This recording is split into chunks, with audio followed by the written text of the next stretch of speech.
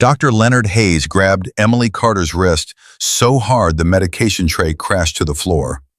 "Look at me when I'm talking to you," he said, his voice dropping to something cold and private, something that wasn't meant for the hallway, but was absolutely meant to be heard. "You are an embarrassment to this floor. You are an embarrassment to this profession." He leaned closer. "And if you show up in my OR one more time, I will personally make sure you never work in medicine again, in this city or any other." He released her wrist and walked away. Nobody intervened. Nobody spoke. And the woman he just threatened didn't tremble because she was afraid. She trembled because that was her job. Subscribe to this channel, follow this story to the very end, and drop a comment telling me what city you're watching from. I want to see how far this story travels. The first morning Emily Carter walked through the doors of St. Matthew Harbor Hospital in Baltimore, it was raining. Not the soft, forgiving kind of rain that makes people feel poetic. The hard, indifferent kind that soaks through your coat before you even reach the front door. The kind that Baltimore does in November when the city has already given up on being gentle. She was 44 years old. She had short, dark hair, pressed neatly under a hospital-issued cap. She wore her scrubs one size too large. She walked with her shoulders slightly hunched and her eyes aimed at the floor, and she carried a canvas tote bag that said Maryland General Hospital Volunteer Appreciation Day on the side, which told everyone within 10 seconds of meeting her that she was not someone who cared about appearances. The charge nurse at the front desk, a woman named Donna Reyes, who had worked the morning shift at St. Matthew for 19 years and had seen approximately everything a person could see in a Baltimore hospital, looked up from her computer, looked at the new hire's paperwork, and said, "Emily Carter?" "Yes, ma'am," Emily said. Donna studied her for a long moment. Then she said, "You got your CNA cert last year?" "Yes, ma'am." "Where'd you work before this?" Emily hesitated for just half a second. Federal contractor, administrative work. It was time for a change. Donna looked at her for another moment, the way experienced nurses look at things they can't quite categorize, then handed her a badge and said, "Orientation is down the hall, third door on the left. Welcome to St. Matthew." That was October 14th. By October 21st, Emily Carter had dropped a tray of surgical instruments in the prep room. By October 28th, she had frozen during a code blue drill and had to be physically guided out of the way by a second-year resident named Dr. Marcus Webb, who was 29 years old and who sighed loudly enough for the whole room to hear. By November 15th, Dr. Leonard Hayes had officially requested that HR review her placement. By December, she had become the quiet, shameful joke of the third floor. It happened gradually, the way these things always do. First it was glances, then it was whispered comments in the break room that stopped abruptly when she walked in. Then it was nurses scheduling themselves around her so they wouldn't have to work the same shift. Then it was Dr. Hayes, who made it a point to correct her in front of patients, in front of families, in front of other staff, with the practiced precision of a man who understood that public humiliation was the most efficient form of control. "Carter," he said one morning in the hallway outside room 318, loud enough for the three other nurses clustered at the station to hear clearly, "Do you understand what a sterile field means? Or do we need to go back to week 1? Emily looked at him. "I understand, doctor. I'm sorry." "You're always sorry," he said. "Sorry doesn't reassemble a contaminated surgical tray." And then he walked away, and the three nurses at the station looked at their charts, and nobody said a word, and Emily Carter went back to her work. Here is the thing about Dr. Leonard Hayes. He was not a stupid man. He was a brilliant surgeon. He had trained at Johns Hopkins. He had hands that other surgeons admired and occasionally resented. He ran his floor with a standard of precision that genuinely improved patient outcomes. And on some level, somewhere buried under the arrogance and the cruelty, he believed he was doing the right thing by demanding excellence from everyone around him. He just had no idea who he was demanding it from. None of them did. Because what Dr. Hayes saw when he looked at Emily Carter was exactly what Emily Carter needed him to see. A nervous, inexperienced, slightly lost middle-aged woman who had made a career change 10 years too late and was struggling to keep up. A woman whose hands shook when the pressure was on. A woman who apologized constantly and smiled apologetically and never raised her voice and never pushed back. Not once, not ever. He saw someone weak. He saw a liability. He saw what she showed him. And not a single person in that hospital, not Donna at the front desk, not Dr. Marcus Webb with his loud sighs, not the nurses who rescheduled their shifts to avoid her, not the unit manager who quietly sent another performance concern memo to HR in January.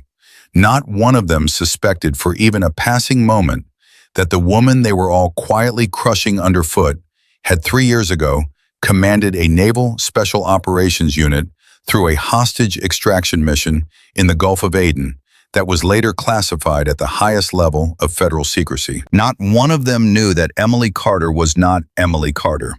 Her name was Catherine Walker. Admiral Catherine Walker, United States Navy, 4 stars, 22 years of active service, 14 of them in special operations.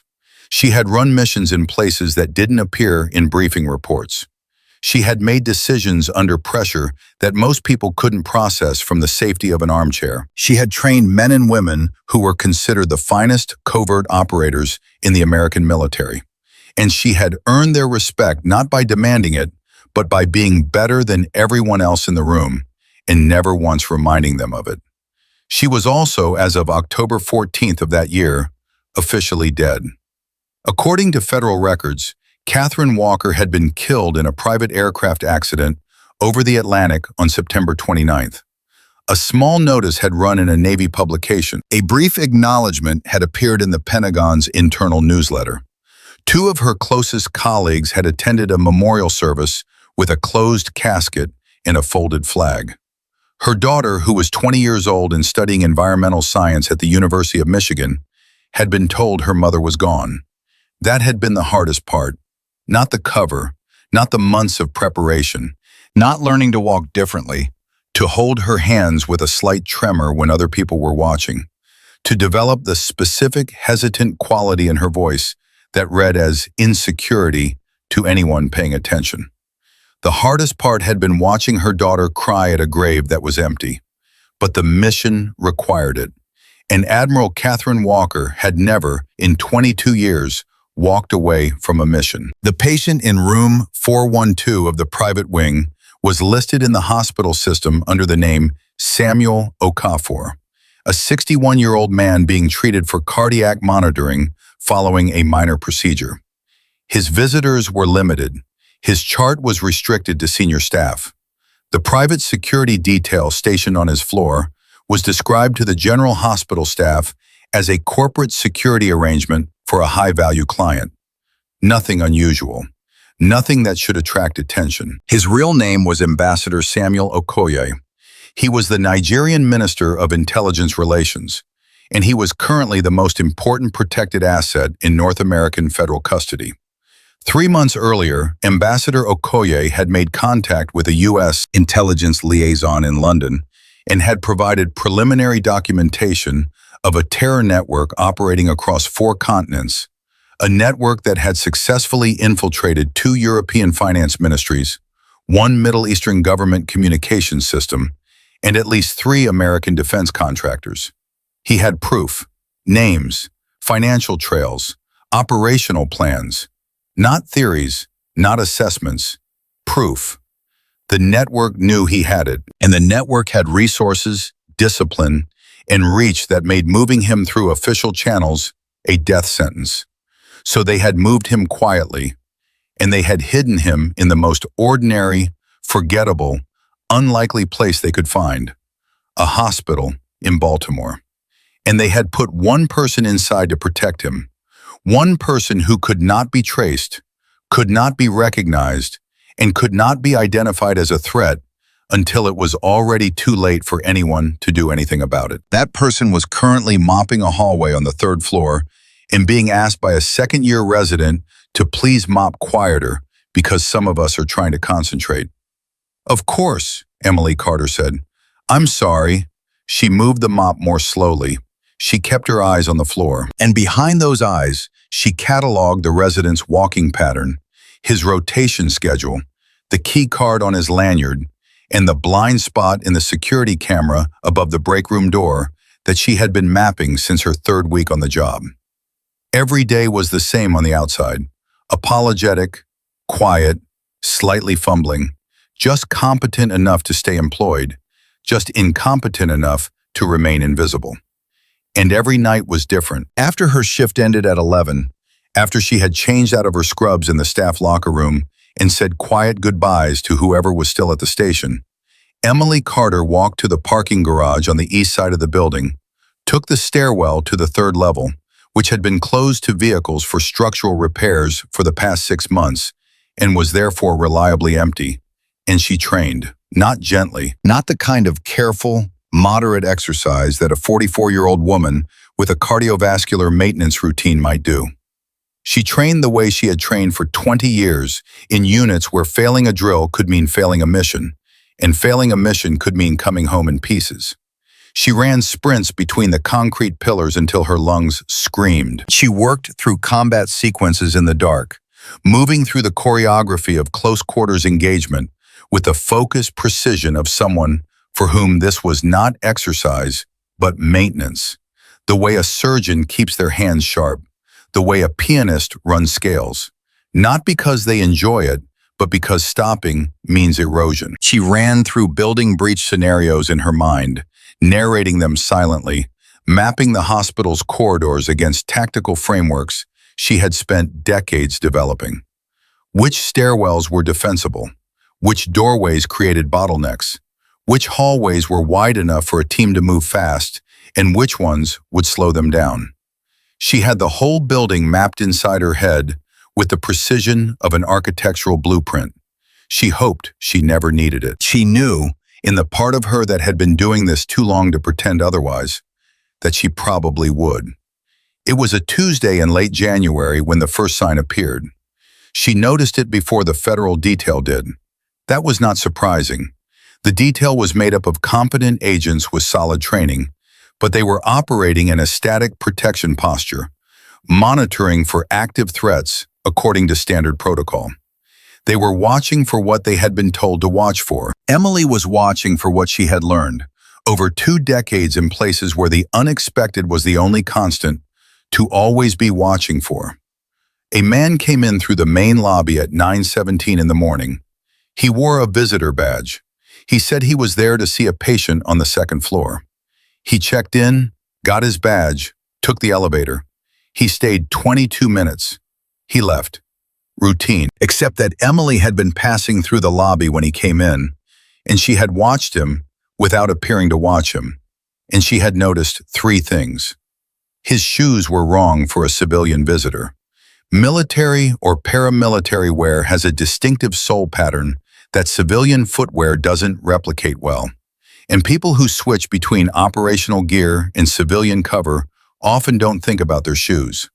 He had checked the lobby cameras without appearing to check them. A slight, practiced movement of the eyes.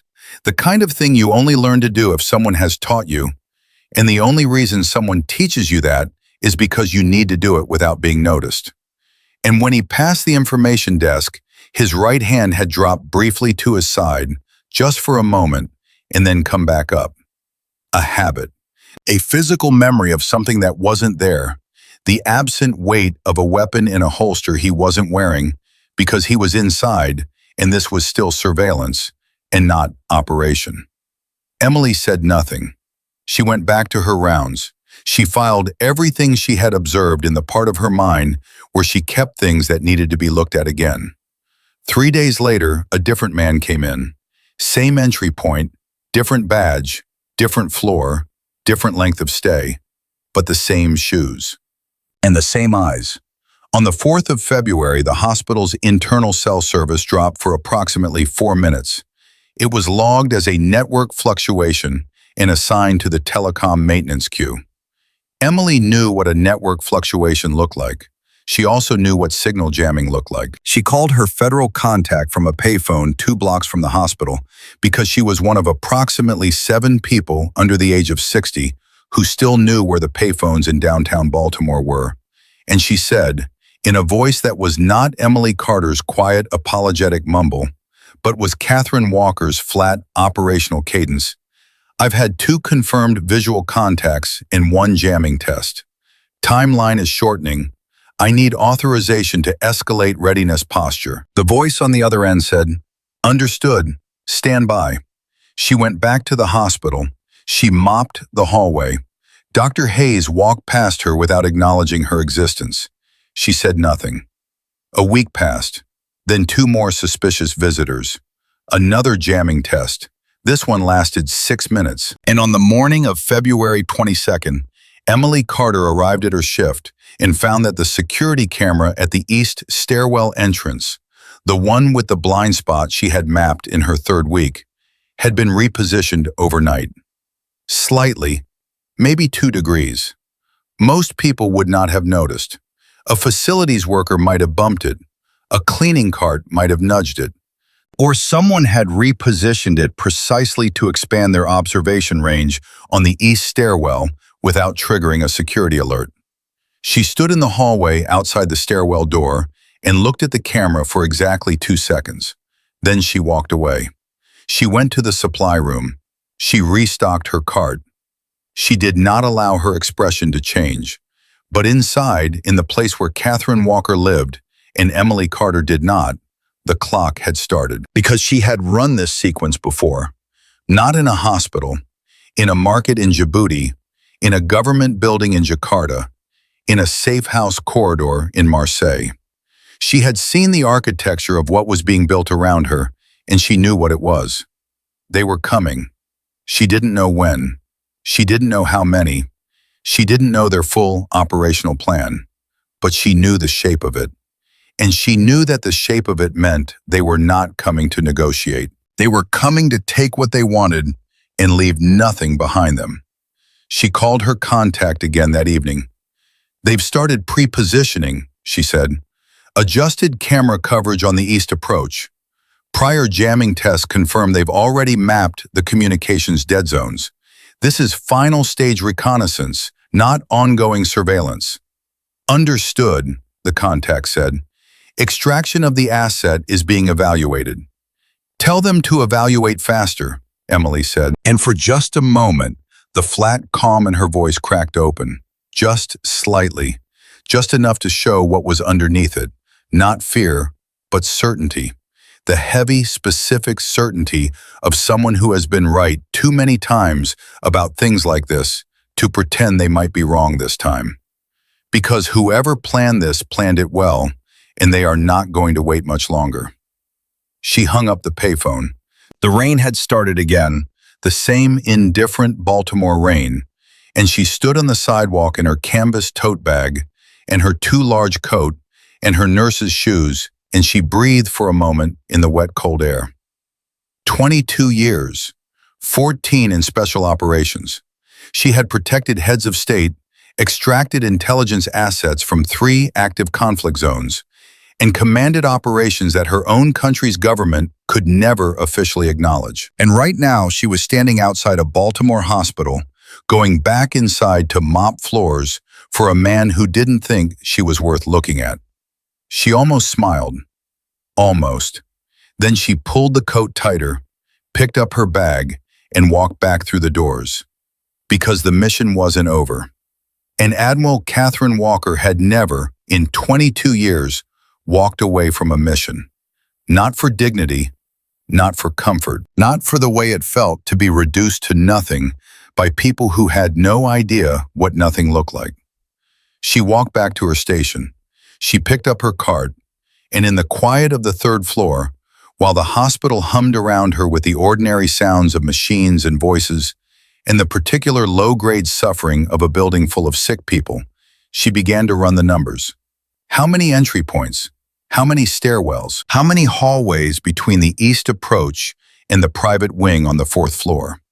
How many staff members would still be in the building after 10 o'clock on a stormy night? How many patients could not be moved under any circumstances? How many weapons she could improvise from what was in the supply carts?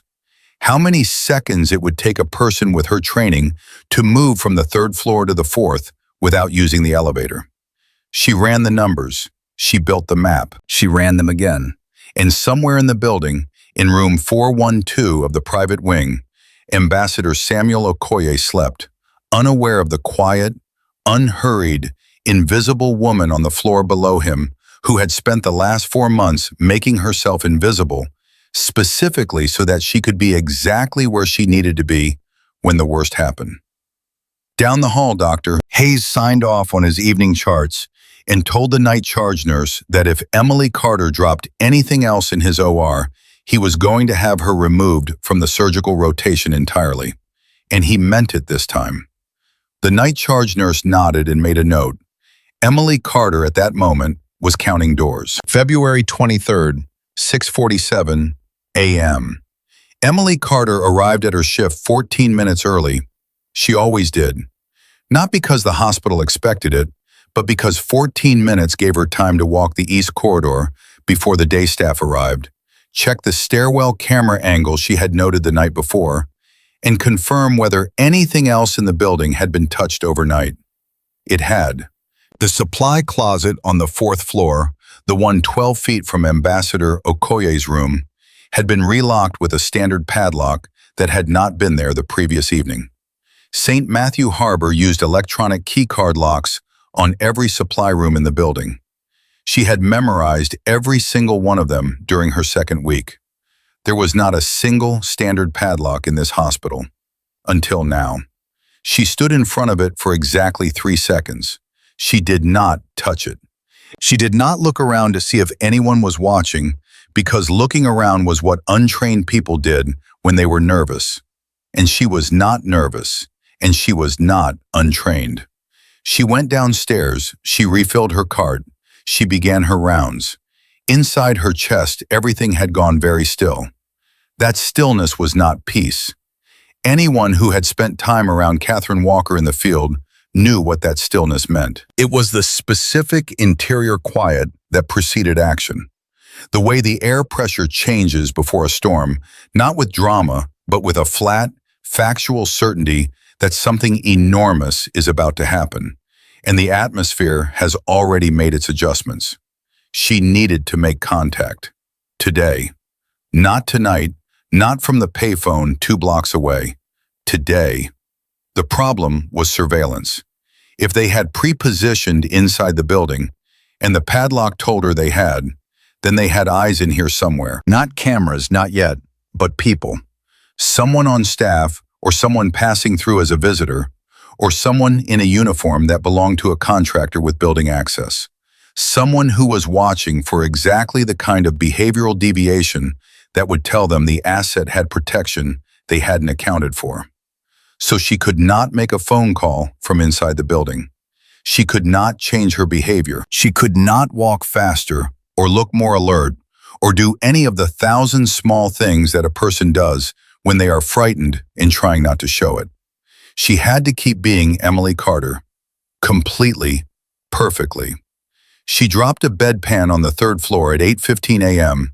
and apologized 3 times to the charge nurse. She meant none of the apologies, and all of them took effort. Not because apologizing was hard, but because every second she spent performing incompetence was a second she was not solving the problem growing 4 floors above her. Dr. Hayes arrived at 8:30. He walked past her without speaking, which was almost a relief. By 9, she had confirmed 2 things. First, the man who had entered through the lobby 3 weeks ago, the one with the wrong shoes and the practice camera check, was back. He was wearing a physical therapy contractor uniform this time, and he was moving through the second floor with a clipboard and the comfortable pace of someone who had been in this building before. Second, one of the nurses on the 4th floor, a woman named Patrice, who had transferred from Mercy Medical 8 weeks ago, had spent 6 minutes in the east stairwell at the end of her shift yesterday. the stairwell that led directly to the private wing, the one where the camera had been repositioned. 6 minutes, in a stairwell, with no patient, no equipment, and no reason that Emily could identify. She filed it. She kept moving. At 10:22, she found the reason to leave the building. One of the elderly patients on the second floor, a 78-year-old retired school teacher named Mr. Gaines, needed a prescription filled at the pharmacy across the street. His daughter, who normally handled it, had called in sick. The charge nurse, overwhelmed with a difficult morning, looked around the station and said, "Can somebody run this over to Walgreens? Somebody who isn't doing anything critical right now." And every nurse within earshot suddenly found something critical to do. Except Emily Carter, who raised her hand. "I'll go," she said. The charge nurse looked at her with the faint relief of someone who had just been handed a small but genuine kindness. "You sure? It's raining again." "I don't mind the rain," Emily said. She was back in 19 minutes. The pharmacy run took 4. The other 15 were spent at the payphone on the corner of Utah and Fayette, in the rain, with the collar of her coat turned up, speaking in a voice that was no longer Emily Carter's by any measure. "I have internal placement," she said. "Someone on the 4th floor nursing staff, Patrice Holloway, transferred from Mercy Medical 2 months ago. I need a background check run in the next 2 hours, and I need to know if the Mercy Medical transfer request was genuine or manufactured." She paused. "Also, there is a non-standard padlock on the 4th floor supply room 12 feet from the assets room. It was not there at 11 p.m. last night. That room needs to be checked for pre-positioned materials. I cannot do it myself without breaking cover." Another pause. "I know you're evaluating extraction. Stop evaluating and start moving. If they place someone on the nursing staff, they have a timeline and it is shorter than ours." The voice on the other end said, "We'll have the background check within 90 minutes. Extraction logistics are—" "I don't need logistics," she said. "I need a decision, yes or no, on moving the asset today." Silence on the line for 3 full seconds. "Not today," the voice said. "Asset is post-procedural. Moving him today carries medical risk." Emily closed her eyes, just for a moment. "Understood," she said. She hung up. She picked up Mr. Gaines's prescription. She walked back through the rain. She was smiling slightly when she handed him his medication. He thanked her warmly, the way elderly patients thank nurses when they feel truly seen, and she sat with him for 4 minutes and listened to him talk about his granddaughter's soccer tournament, and she meant every second of it. Then she went back to work. The background check came back through her contact at 12:44 p.m. while she was on her lunch break in the stairwell, eating half a sandwich and reading the information via a brief, coded text to a prepaid phone she kept in her locker. Patrice Holloway's Mercy Medical employment was real. Her nursing credentials were real. Her transfer paperwork was real. She had worked at Mercy for 6 years with no red flags. She had a mortgage in Glen Burnie.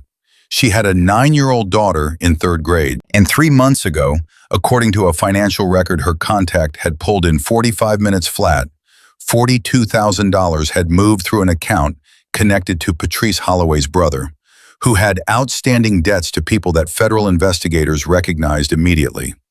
Not a plant, something worse, someone real who had been found, assessed, and turned. Someone with a child and a mortgage, and a brother in the wrong kind of trouble, and someone had found the seam in her life and pushed until she broke. Emily set the phone down on the stairwell step and looked at the wall for a moment. She did not feel contempt for Patrice Holloway. She felt something closer to grief. Because she had seen this before too, the architecture of coercion, the way that networks like this one didn't just recruit killers, they found ordinary people in terrible circumstances and made them complicit. And by the time those people understood the full weight of what they had agreed to, the door behind them had already closed. What she felt, setting aside the grief, was urgency, because Patrice Holloway on the 4th floor nursing staff meant someone had been feeding them information about the asset's condition, his room location, his routine, his security coverage. They hadn't just been doing reconnaissance from the outside, they had been reading the inside. They knew everything.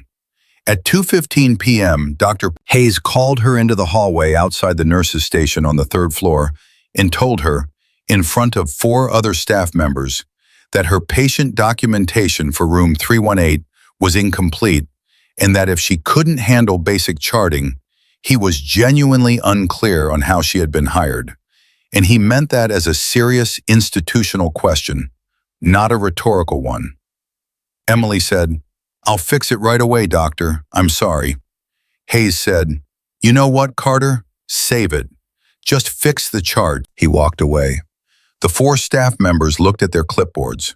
One of the younger nurses, a woman named Adriana, who had been at St. Matthew for 2 years and who had, Emily had noticed, never laughed at the jokes about her, met Emily's eyes briefly and then looked away with the expression of someone who wanted to say something and didn't know how.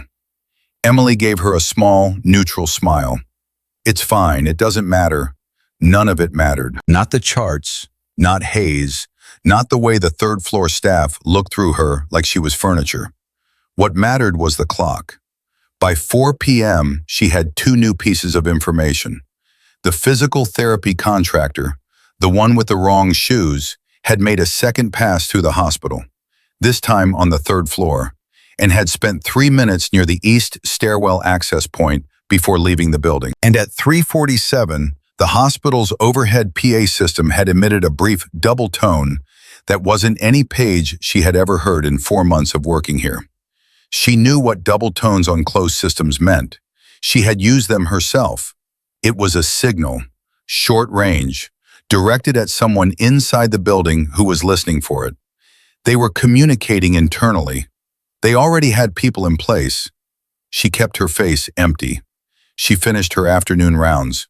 She checked on Mr. Gaines, who showed her a photo of his granddaughter's soccer team on his phone, and she looked at it carefully and said, "She's fast. I can tell just from how she's standing." And he laughed. And for 30 seconds, she was just a nurse talking to an old man about a child who could run. Then she excused herself and went back to the hallway, and the clock was still running, and the stillness inside her chest had gotten heavier. At 6:30 p.m., she made a decision. She couldn't move the asset. She couldn't blow her cover. She couldn't alert the hospital staff without creating exactly the kind of behavioral disruption that would signal to the embedded operative that the cover had shifted. She couldn't do most of the things she would normally do in a pre-breach scenario because most of those things required her to not be Emily Carter. But there was one thing Emily Carter could do that wouldn't break the cover. One thing that was so perfectly in character that it would read to anyone watching as exactly what it appeared to be. She requested a room transfer for Ambassador Okoye. Not through security, not through her federal contact, through the standard hospital patient services system, flagged as a routine comfort request, citing noise levels on the 4th floor East Wing as the reason for the recommendation. She filed it as a nursing note under the asset's civilian alias. She kept the language flat and procedural and slightly over-formal, the way a not quite confident nurse writes documentation when she is trying to look thorough. The transfer would move the ambassador from room 412, which was 12 feet from the pre-positioned supply closet with the non-standard padlock, to room 431, which was at the far west end of the 4th floor, around 2 corners and through a security-coded door, significantly harder to reach quickly and significantly easier to hold defensively. It would not solve the problem, but it would change the geometry of it, and changing the geometry might buy enough time for extraction to finalize. The request was approved at 7:10 p.m. by the floor administrator, who noted it as a standard patient comfort accommodation. Ambassador Okoye was moved at 7:45. He arrived in room 431 with his books and his medication and the small photograph of his family that he kept on the bedside table, and which the federal detail had allowed because a man who has given up everything to do the right thing is allowed to keep a photograph. By 8 o'clock, someone on the fourth floor had noticed. Emily was at the nurse's station when she saw Patrice Holloway check the room assignments board, stop, and check it again. The expression on Patrice's face lasted less than 2 seconds before she controlled it. But Emily had been watching for it, and 2 seconds was more than enough. Patrice excused herself from the station at 8:04 and walked toward the east stairwell. Emily counted to 30, then she followed. She didn't go into the stairwell. She stood near the door and listened through the gap, which was sufficient because the stairwell was concrete and voices carried in it the way voices carry in places that were built for function rather than privacy. She couldn't hear the words. She could hear the tone. Urgent, controlled, reporting. It lasted 40 seconds, then quiet. Emily walked away before the door opened. She went back to her station. She picked up a chart. She began writing notes in the slightly cramped, slightly uncertain handwriting of Emily Carter, a woman who had come to nursing late and was still finding her footing. Her contact called her prepaid phone at 8:31. She took it in the bathroom. Timeline moved up, the voice said. Asset transfer triggered a response. We're picking up accelerated communication traffic on monitored channels. Whatever they planned, they are moving it forward. How far forward? She said. We don't know yet. That's not good enough, she said. The flat operational cadence was fully present now. No trace of Emily's hesitance. None of the apologetic softness. Just Catherine Walker's voice, bare and precise. I need a number, hours. Give me hours. Our best estimate, the voice said, is somewhere between 4 and 12. She looked at the bathroom wall. Extraction? Being finalized. There are medical complications. The asset's cardiologist says moving him under stress conditions tonight carries significant. Tell the cardiologist, she said quietly, that the alternative carries a 100% fatality rate. She paused. I'll hold the building, but I need the extraction window. I need to know when you're coming through the door so I know how long I have to keep this together. Another silence. We'll have a window confirmed by 10 p.m., the voice said. Then get me that window, she said, and get tactical on standby outside the perimeter. Passive positioning, no uniforms, nothing that reads as federal presence. If they have surveillance on the exterior and they see a tactical setup, they move immediately. Understood. She hung up. She looked at herself in the bathroom mirror for a moment. Emily Carter's face looked back at her, plain and tired and slightly worn. The woman in the mirror looked like someone who had had a long day and was thinking about going home. Catherine Walker looked at her through that face and said nothing, just began running numbers again. She walked back to the station. At 9:15 p.m., Dr. Hayes stopped her in the hallway. He had his coat on, about to leave for the evening. He looked at her the way he always looked at her, with that particular brand of impatient dismissal that she had come to recognize the way you recognize the weather in a city you've lived in long enough. Carter, he said, that room transfer on the 4th floor. Did you file that? Yes, doctor, she said. On whose authority? The patient requested it, she said. Noise concerns. I filed it through patient services.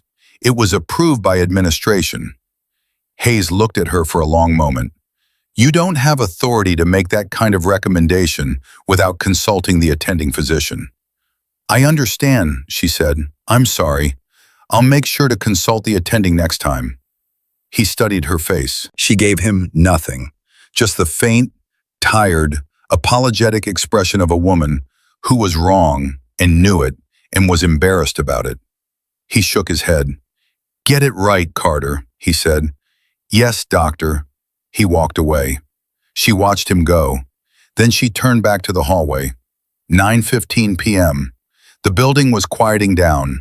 The evening staff was moving into its rhythm.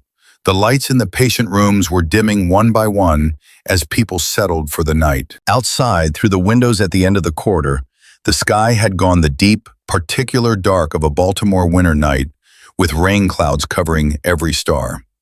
Somewhere in this building, People with weapons and a plan were waiting for their moment. And on the third floor, Emily Carter refilled her medication cart, checked the IV line in room 309, traded a brief word with the night charge nurse about a patient's potassium levels, and moved through the quiet corridors of Street Matthew Harbor Hospital with her shoulders slightly hunched and her eyes aimed at the floor. Just another tired nurse at the end of a long shift, counting doors, counting seconds, waiting. 9:47 p.m. The extraction window confirmation hadn't come. Emily had checked the prepaid phone 4 times in the last 30 minutes. Each time the screen showed nothing. No message, no missed call. Just the flat, indifferent silence of a device that had not been contacted. And each time she put it back in her pocket, the weight of that silence pressed down a little harder. She was running her last medication round of the evening on the third floor when she heard it. Not a sound. An absence of sound. The ambient noise of a hospital at night has a texture to it. The soft, mechanical hum of ventilation. The distant beep of monitors. The occasional low voice from a nurse's station. Footsteps at irregular intervals. It is never fully quiet, but it has a rhythm, a pulse, the way a sleeping body breathes. And after 4 months of working these hallways, Emily Carter knew that rhythm the way she knew her own heartbeat. At 9:47, the rhythm changed. The east stairwell went quiet in a way that was different from the ordinary quiet. And then, from somewhere above her, on the 4th floor, she heard a door close that should not have been closing at this hour because the supply delivery door on the 4th floor east was locked at 9 p.m. every night without exception, and she had confirmed it herself 30 minutes ago. She stopped her cart in the middle of the hallway. Her hand rested on the cart handle, still, completely still. And in the space between one breath and the next, Emily Carter stepped back and Catherine Walker stepped forward. Not visibly, not in any way that a camera or a person watching from the nurse's station would notice, just internally. The shift that happens when a person stops performing and starts operating. When the mask doesn't come off, but the person behind it changes entirely. She left the cart where it was. She walked to the stairwell door at the far west end of the 3rd floor, the one that nobody used because it was on the opposite side of the building from the parking garage, and it added 4 minutes to any exit route. She opened it quietly and listened. From 2 floors up, she could hear movement. Controlled. Multiple people. The specific cadence of a team moving in tactical formation, spacing their footfalls to minimize sound while still maintaining pace. She had trained people to move exactly like that. She recognized it the way a conductor recognizes a piece of music they wrote themselves. There were at least 6 of them. She let the door close silently. She pulled out the prepaid phone. She typed a single word to her contact's number. Now. Then she put the phone in her scrubs pocket and looked at the hallway. The 3rd floor had 4 patients who could not be moved under any circumstances. 2 post-surgical recovery cases.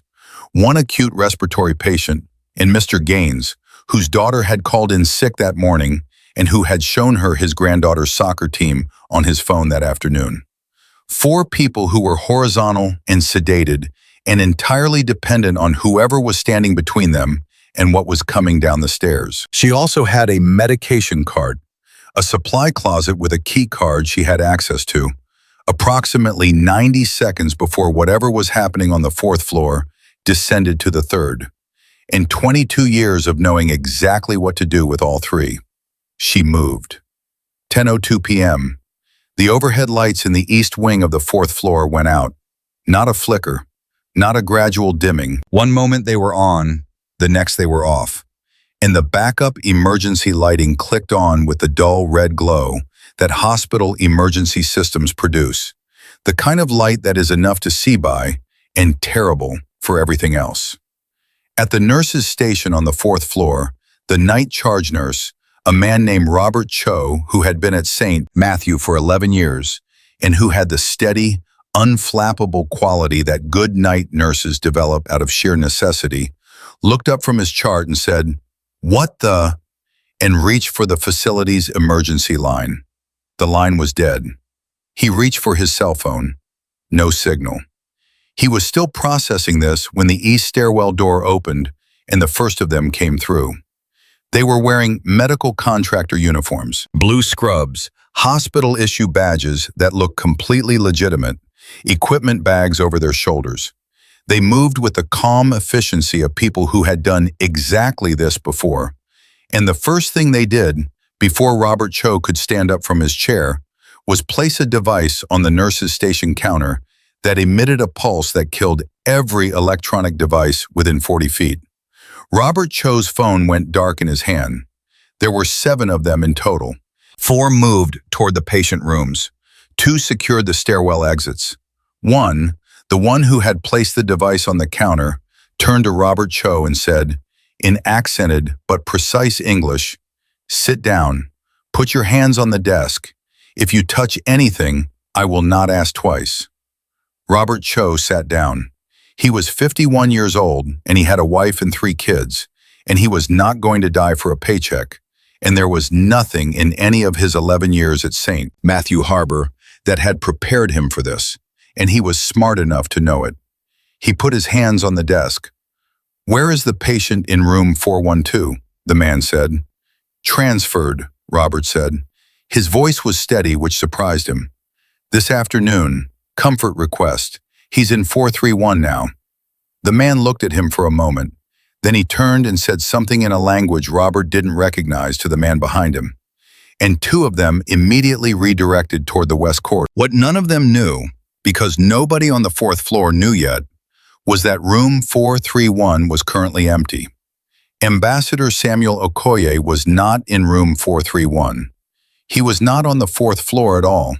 He was in the basement. Specifically, he was in the hospital's cardiac imaging prep room on sublevel 1, which was accessible only through a keycard restricted service elevator and which had no windows, no exterior access, and exactly 1 entrance, which was currently being held by 2 federal agents who had entered the building through the loading dock at 9:38 p.m., 11 minutes before the power went out, using credentials that Emily Carter had transmitted to her contact in the text that contained only the word "now."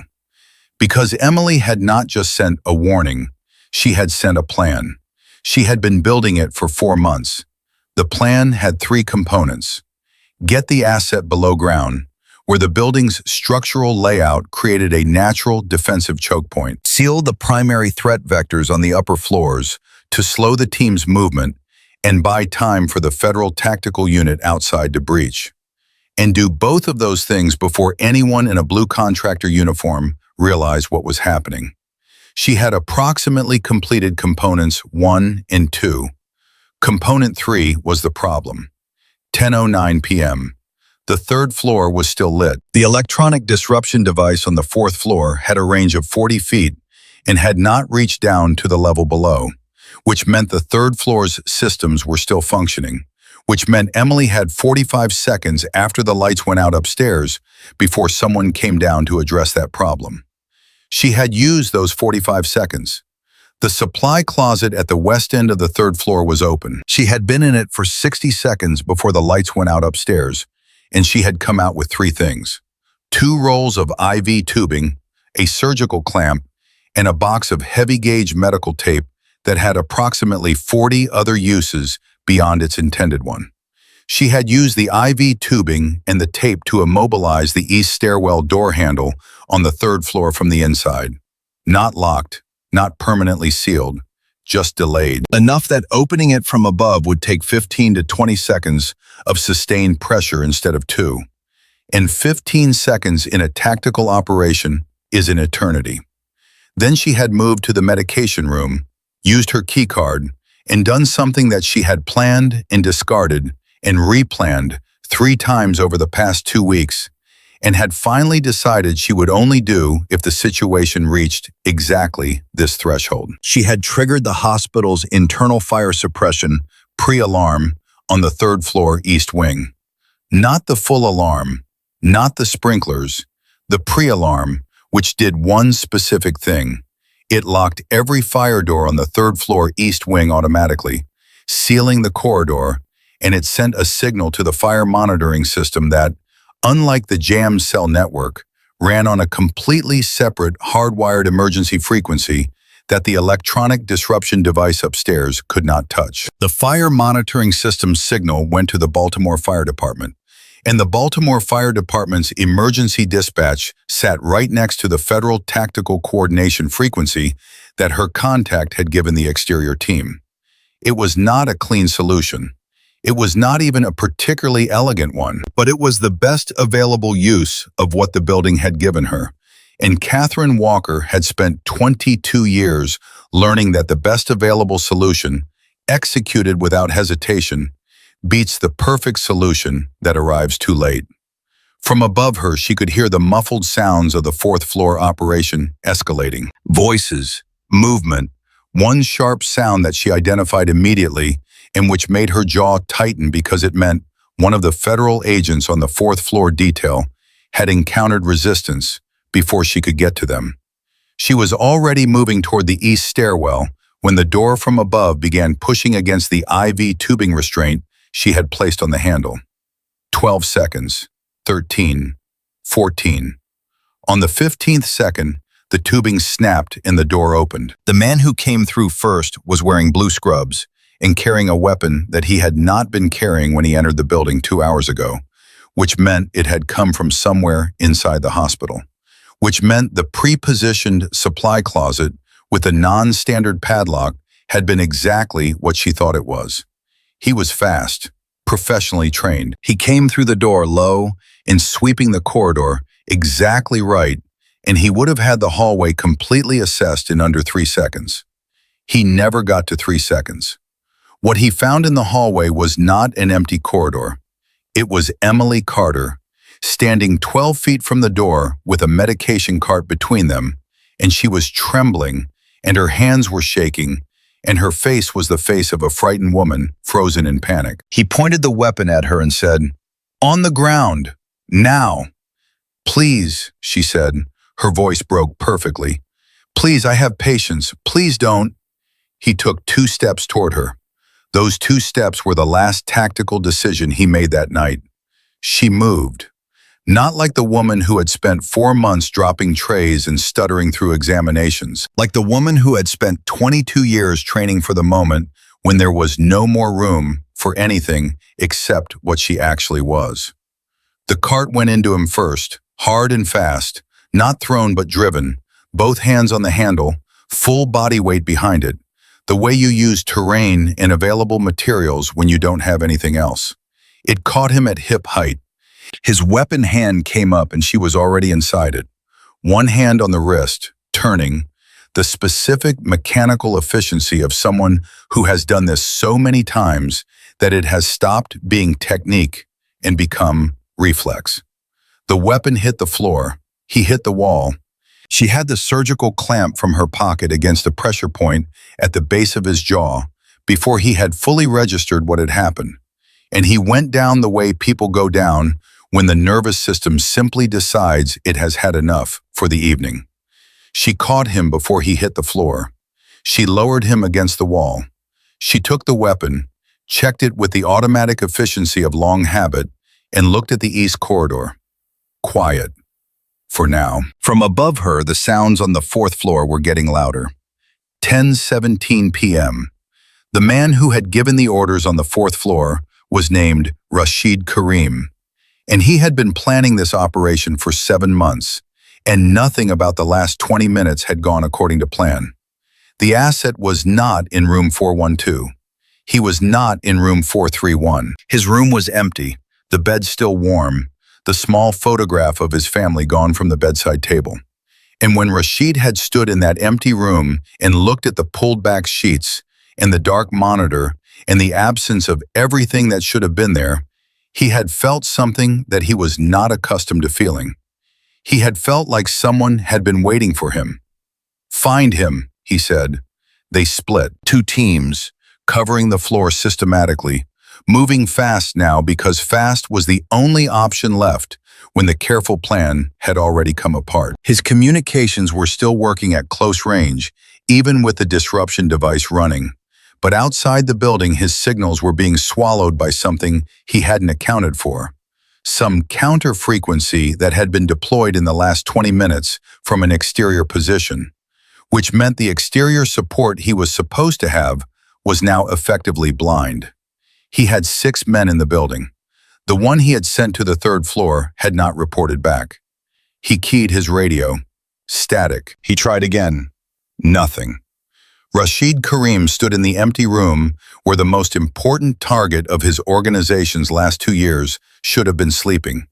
And he began for the first time in this operation to revise his assessment of the situation. Someone had moved the asset before they arrived. Someone had pre-positioned a response. Someone in this building had known they were coming and had prepared, not reactively, not desperately, but systematically, over time, in advance, with a kind of layered operational planning that he associated with a very specific category of professional. Not hospital security, not federal agents in a static posture. Someone who thought the way he thought. He said, quietly, to the man beside him, "There is someone else in this building." "Our man on 3 hasn't reported," the man said. "No," Rashid said.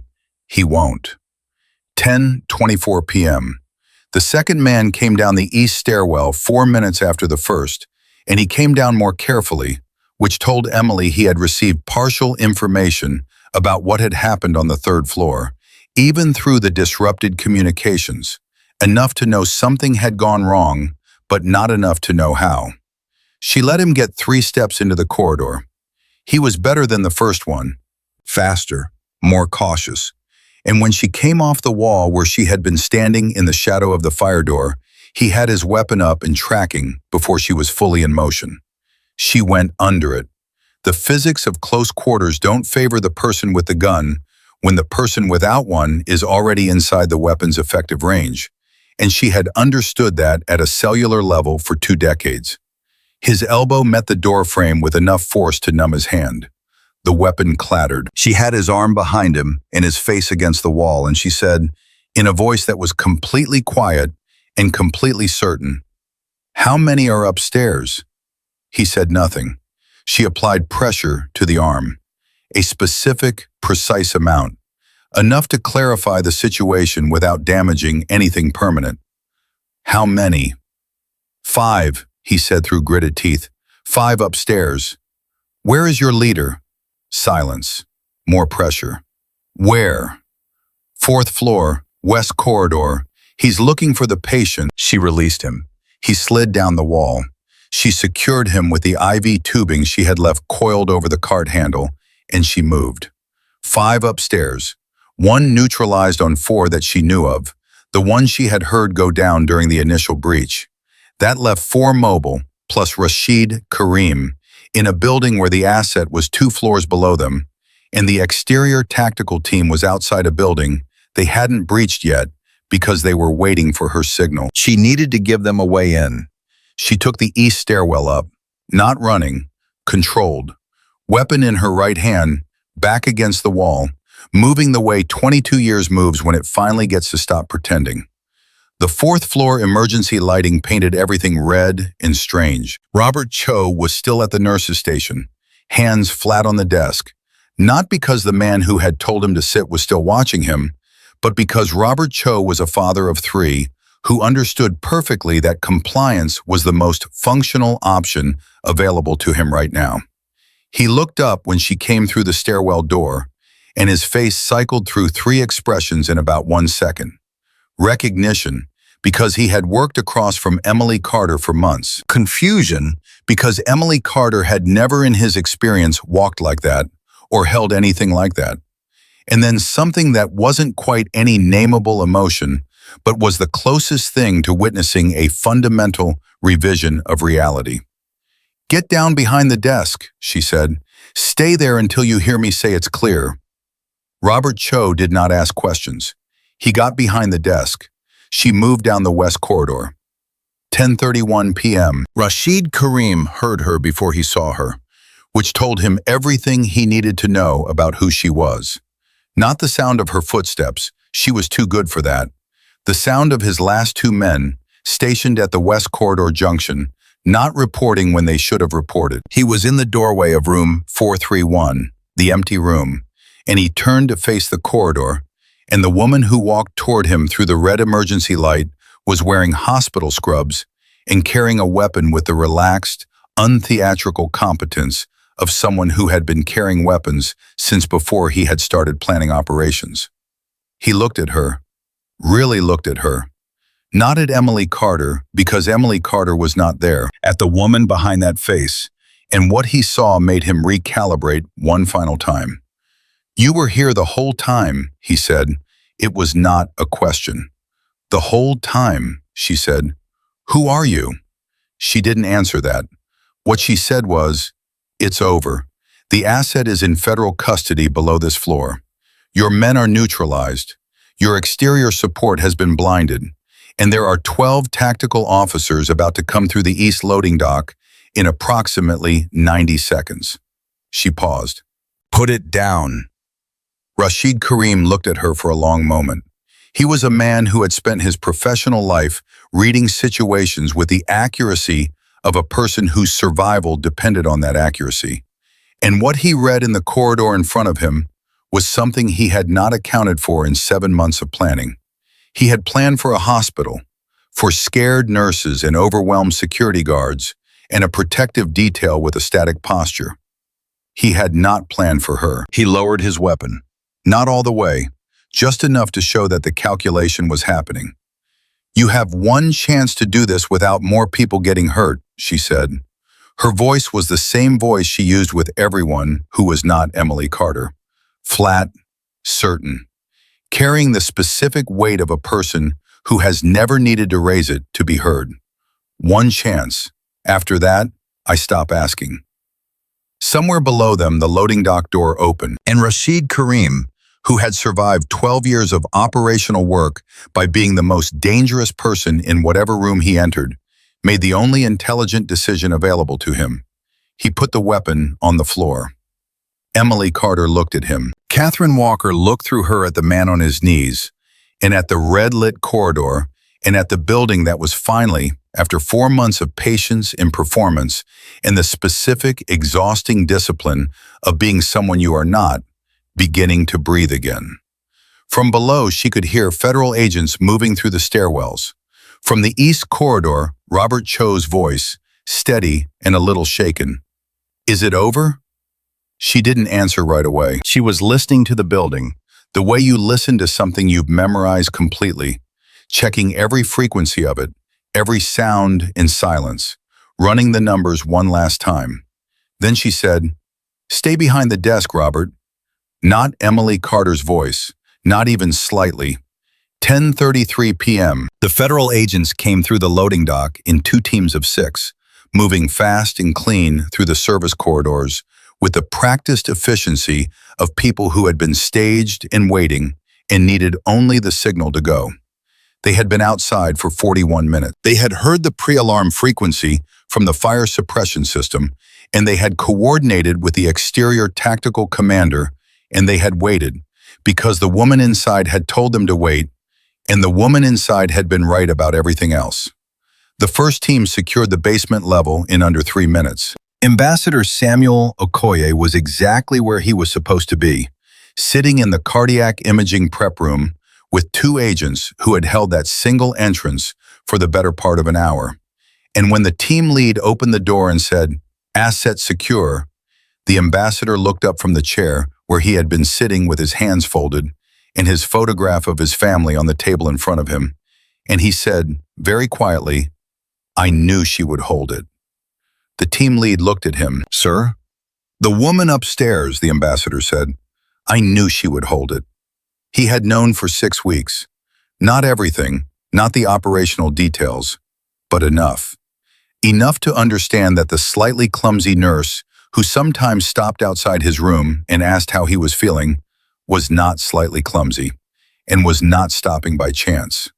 He had spent 30 years in intelligence work. He recognized the specific quality of a person who was watching everything and showing nothing. And he had recognized it in her the way you recognize a language you grew up speaking, even when someone is pretending they don't know it. He had never said anything, because she had not said anything, and he understood that her cover was the mission, and he was not going to be the reason the mission failed. He picked up the photograph and put it in his pocket and stood up. "Let's go," he said. Upstairs, the second federal team was moving through the fourth floor, and what they found was not the active siege they had staged for. What they found was Rashid Karim on his knees in the west corridor, with his weapon on the floor 3 feet away. 2 of his men zip-tied to the nurse's station with hospital IV tubing, 2 more secured in the east stairwell in conditions that the team lead would later describe in his report as creative. 1 unconscious against the wall on the 3rd floor, and 1 more who had apparently decided that the loading dock exit was viable and had made it exactly as far as the sub-level service corridor before running into the rear element of the 1st Federal Team. 7 men. 7. And between the time the lights went out on the 4th floor and the time the Federal teams breached the building, the interval had been exactly 31 minutes. The team lead on the 4th floor stood in the corridor and looked at what had been accomplished in those 31 minutes, and then looked at the woman in hospital scrubs standing near the nurse's station, and he said, "Admiral Walker." It was the first time anyone in this building had said that name out loud. Robert Cho, still behind the nurse's station desk where she had told him to stay, heard it. He stayed behind the desk, but he heard it. Emily Carter looked at the team lead. Catherine Walker answered him. "Casualties on your side?" "1 agent on the detail took a hit on the initial breach," the team lead said. "Non-fatal. He's stable." He paused. "You?" She shook her head once. The team lead looked at her for another moment with the expression of a man who has been in this profession long enough to understand that what he was looking at was genuinely rare. And then he said, "Asset is secure in the basement. Extraction vehicle is staged outside." "Good," she said. "Lock down the 4th floor. I need the 3rd floor cleared for medical staff before they realize something happened to their patients." "Already on it," he said. She nodded. She turned away from him and walked back to the nurse's station, and she looked at Robert Cho, who had come up from behind the desk and was standing with both hands flat on the counter and the expression of a man whose entire framework for understanding the world had just been disassembled and reassembled in the wrong order. "Robert," she said. "Yeah," he said. His voice was careful and quiet. "Your patients on this floor are all right. Nobody came up here except through me." She paused. "You did good tonight. Staying down, staying calm. That was exactly right." Robert Cho looked at her. He was 51 years old, and he had seen a lot of things in 11 years of night nursing, and none of them had prepared him for this particular conversation.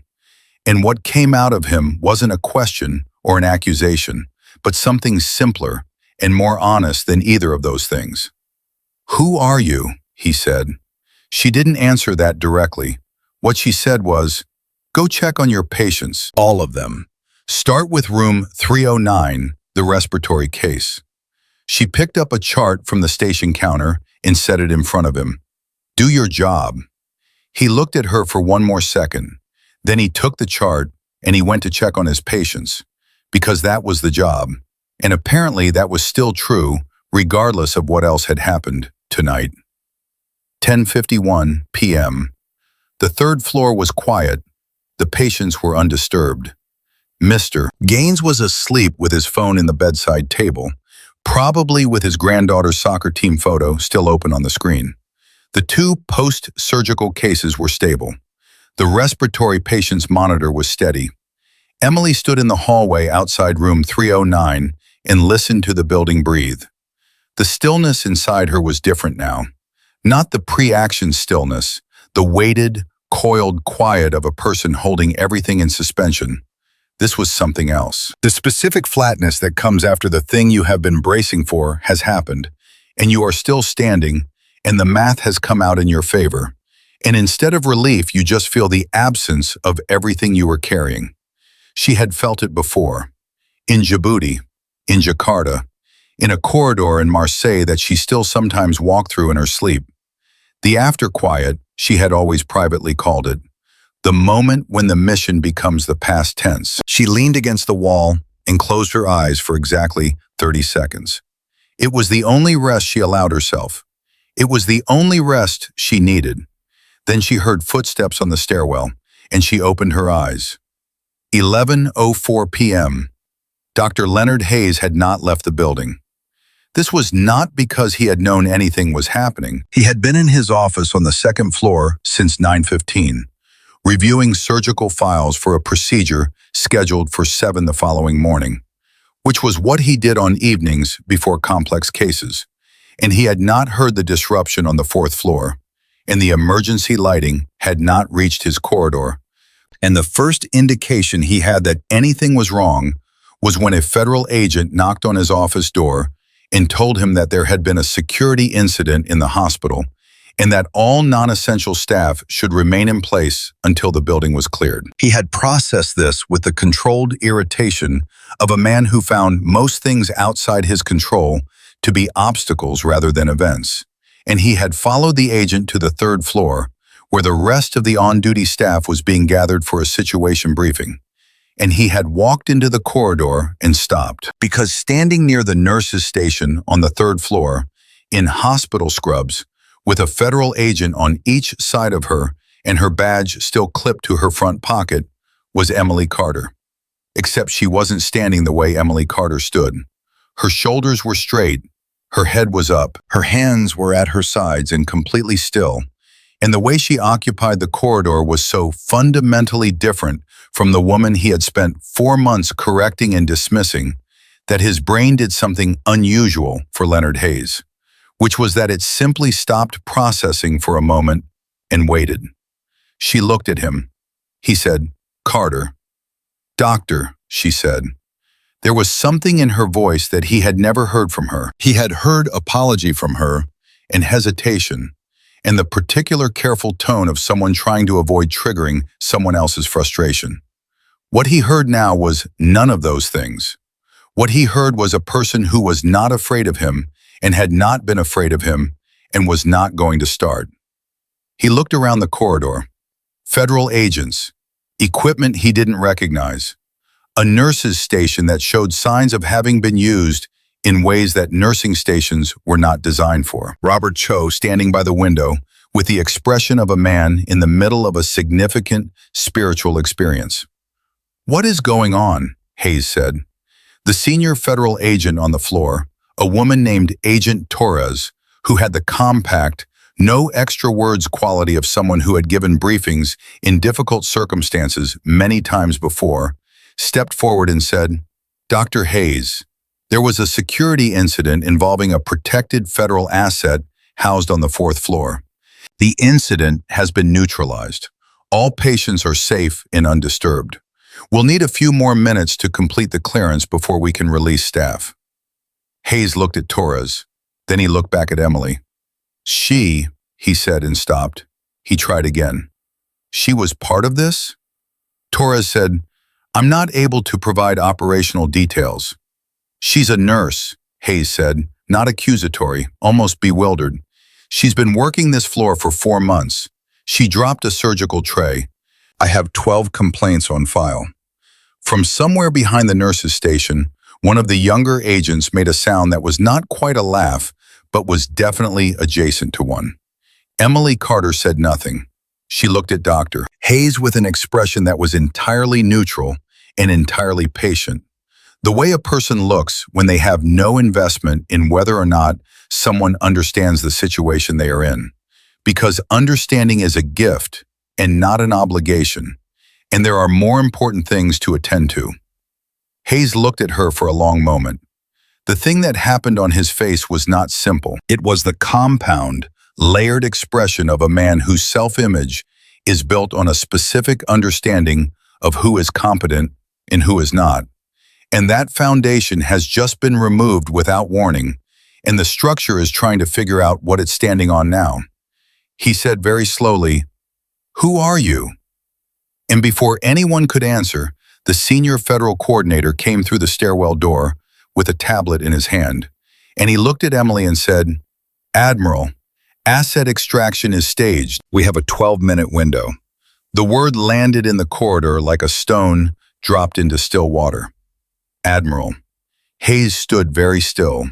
Donna Reyes, the charge nurse who had worked the morning desk for 19 years and who had been brought to the third floor with the rest of the staff, and who had been watching all of this with the focused attention of a woman who had indeed seen everything but was willing to revise that assessment, put her hand over her mouth. Adriana, the young nurse who had never laughed at the jokes, said nothing at all.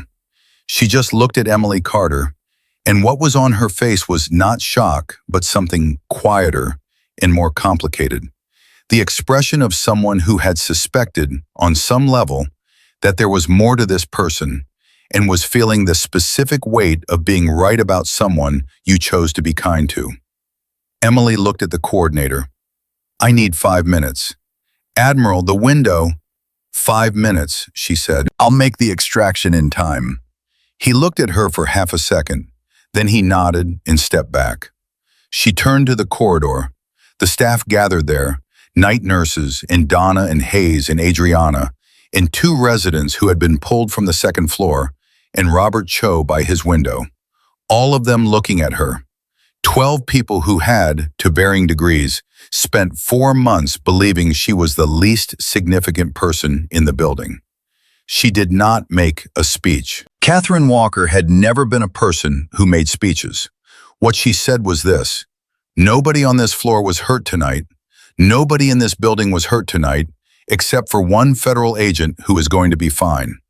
The patients you are responsible for went through this without knowing it happened, which means they can rest tonight and recover tomorrow. And that is because every one of you did your job this evening when it mattered." She paused. "That is all I have to say about what happened here." Hayes said, "I need to," and stopped. She waited. He tried again. "I owe you." "No," she said, quiet, final, not unkind. "You don't owe me anything, doctor. You run a good floor. Your patients have good outcomes. Keep doing that." She paused. "That's what matters." Hayes looked at her. For the first time in 4 months, and perhaps for the first time in a longer period than that, Leonard Hayes had absolutely nothing to say. Donna Reyes said, in a voice that was steady and entirely genuine, "Thank you, Emily." Emily Carter, who was not Emily Carter, looked at Donna Reyes, who had handed her a badge and said, "Welcome to St. Matthew" on the first day of October. And what moved across her face lasted less than a second and was not performed for anyone, and was therefore entirely real. "Thank you, Donna," she said. 11:17 p.m. She went to the 4th floor first, not for tactical reasons. The floor was cleared. Rashid Karim and his men were in federal custody. The building was secure, and there was no operational reason to go back up there. She went because there was one thing left to do that the operation did not require, but that she required, because after 22 years of doing things that had no ending, a person learned to finish the things they could. Room 431 was empty. The bed was still pulled back from when the ambassador had been moved. The monitor was dark. On the bedside table, she had noticed when she moved him, he had left the small photograph. Not because he forgot it. He had specifically put it in his pocket when the federal team arrived. He had left behind a different photograph. She picked it up. It was a printout, slightly worn at the edges. It showed a younger version of Ambassador Okoye, maybe 15 years ago, standing with a group of men and women in civilian clothing in what appeared to be an outdoor setting. He was smiling, not the careful, diplomatic smile she had seen in his official photographs. A real one. On the back, in neat, careful handwriting, were 4 words: "Thank you for staying." She held it for a moment, then she put it in her pocket. She went down to the basement. 11:22 p.m. The cardiac imaging prep room was being cleared when she arrived. The ambassador was already in the corridor with the extraction team, dressed in a civilian coat over his hospital clothes. And when he saw her, He stopped the team with a raised hand and turned to face her. He was 61 years old, and he had spent his career in rooms full of dangerous people and difficult decisions. And he looked at her with the particular clarity of a person who has given up everything for something they believe in and has made their peace with all of it. "I found your photograph," she said. "I left it for you," he said. "You knew." "For about 6 weeks," he said. "I didn't know your name. I didn't know your rank. I knew you were the reason I was still alive." He paused. "I wanted you to know that I knew." She thought about all the things she could say to that: the mission language, the operational framing, the professional distance that she had maintained for 22 years as both a discipline and a shield. All the ways a person learns to receive gratitude without letting it in. Because letting it in costs something, and the job requires that you have everything available and nothing spent. She let it in. "Get your family somewhere safe," she said. "The network is broken, but not gone. Give the debrief everything you have, every name, every account number, every contact." She paused. "You did a hard thing. Don't let the hard thing be wasted." He looked at her. "And you?" She didn't answer that directly. What she said was, "Go." He nodded. He turned to the extraction team. They moved. She watched him go until the corridor door closed behind him, and the sound of the team's footsteps faded into the building's ambient hum. Then she stood in the empty corridor for a moment, alone, and she let the building be quiet around her. 11:34 p.m. Agent Torres found her on the 3rd floor, at the nurse's station, writing something on a notepad. Torres watched her for a moment before speaking. "The coordinator needs your debrief statement tonight," Torres said. "He's set up in the 2nd floor conference room." "I know," Emily said. She finished writing. She tore the top sheet off the notepad and folded it. "What's that?" Torres said. "Note for a patient," she said. "Room 302. He was supposed to get a prescription refill this afternoon that got delayed. He needs to know it'll be picked up in the morning." Torres looked at her. "You're writing patient notes." "The patient still needs his prescription," she said. Torres was quiet for a moment. Then she said, "The debrief coordinator is very eager to see you." "Tell him 10 minutes, she said. Torres looked at the notepad. Then she looked at Emily Carter, at the woman in the hospital scrubs, with the badge still clipped to her pocket, and the IV tubing residue on her right wrist, from where she had used the last of it to secure the man in the east stairwell. And she said, "Yes, Admiral," and went to deliver the message. Emily finished the note. She walked to room 302.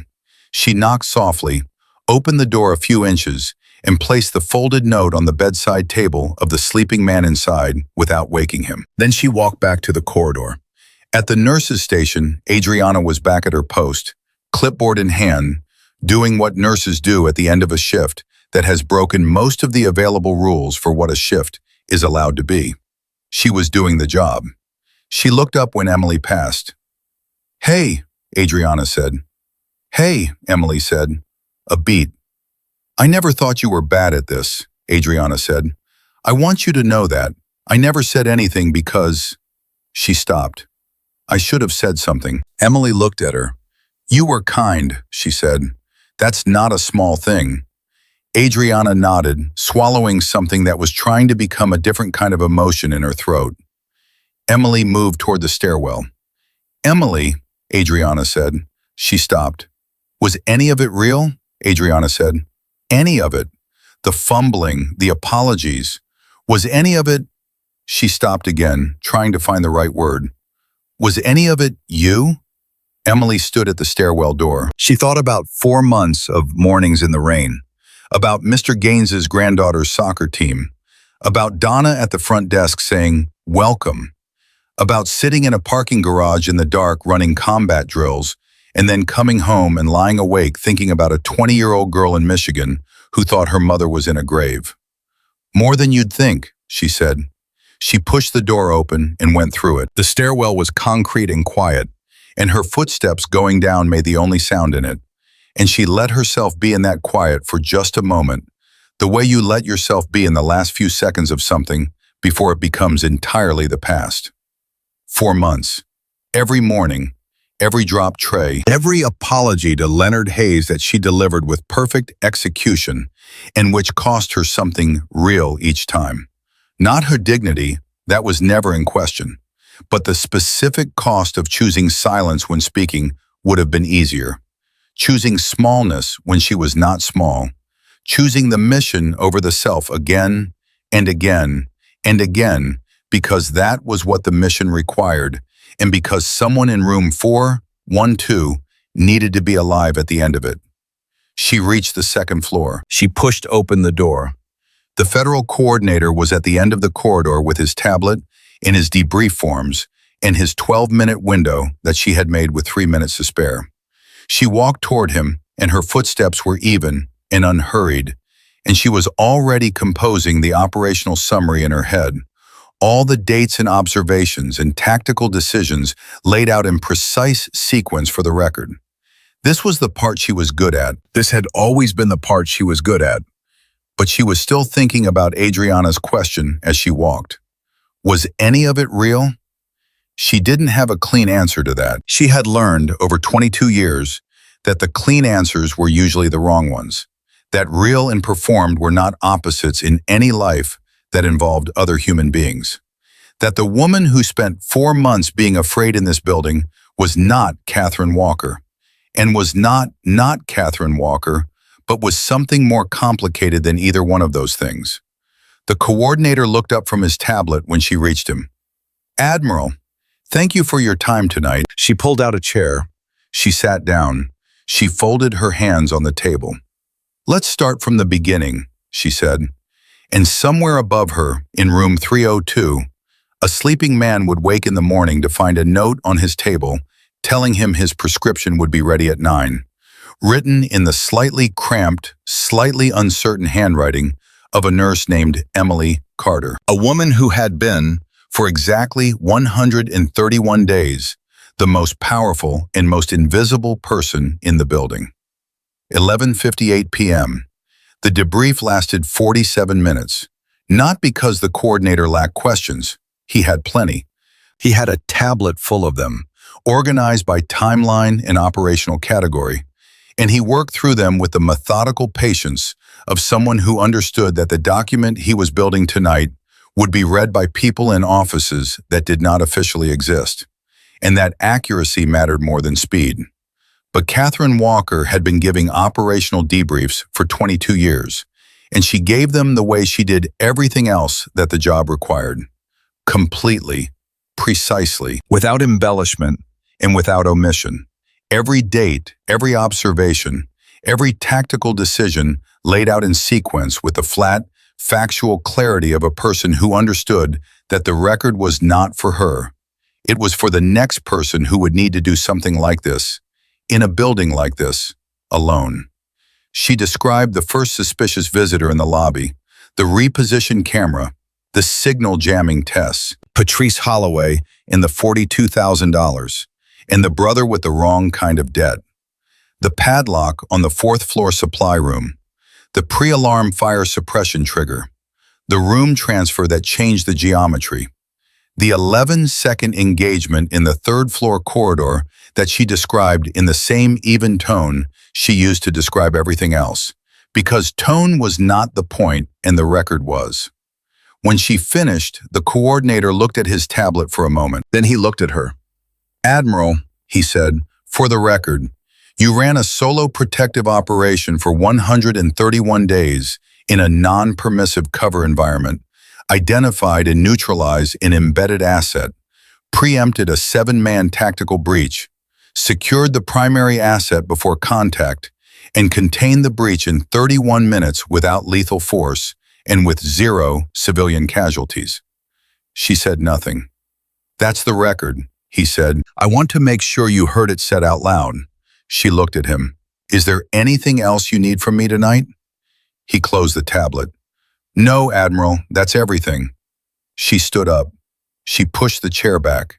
At the door, she stopped and said, without turning around, "The nurse on the 4th floor, Patrice Holloway, she has a 9-year-old daughter.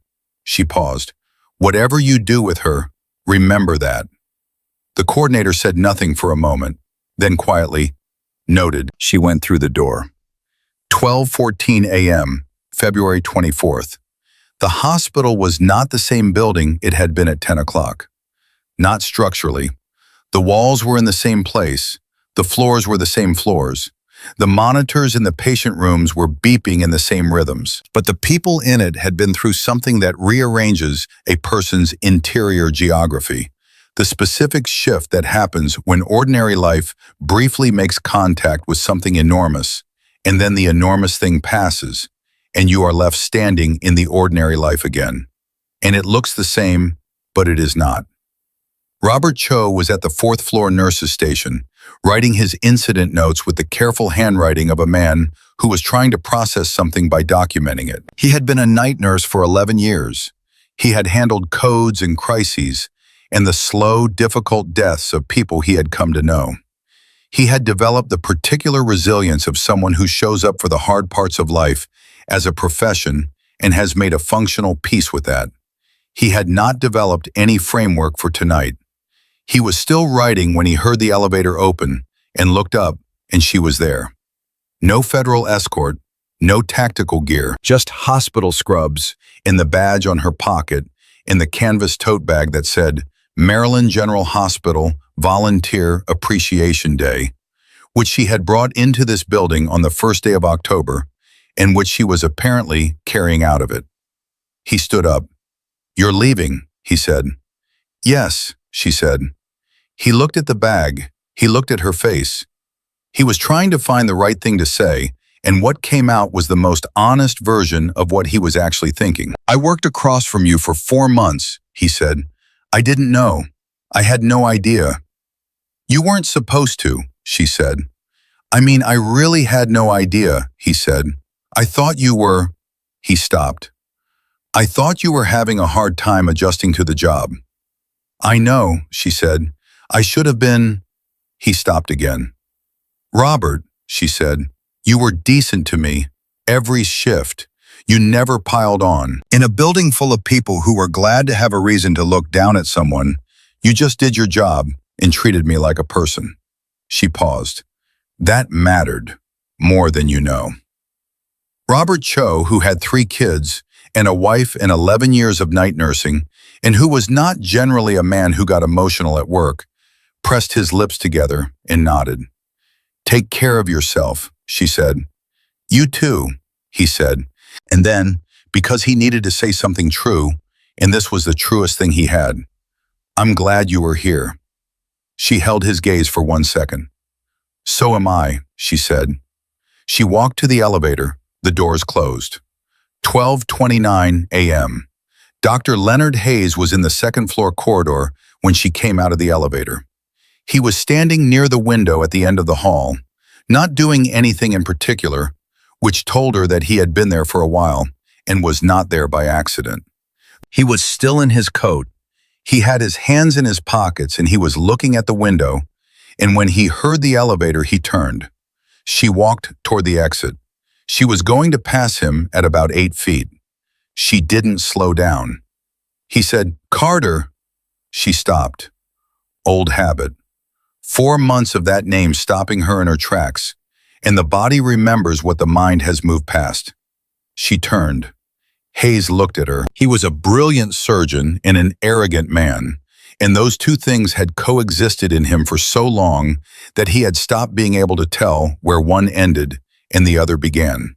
And tonight something had forced a separation, and he was standing in the gap between them, trying to find his footing. He said, "I need to say something." "All right," she said. He opened his mouth, closed it, tried again.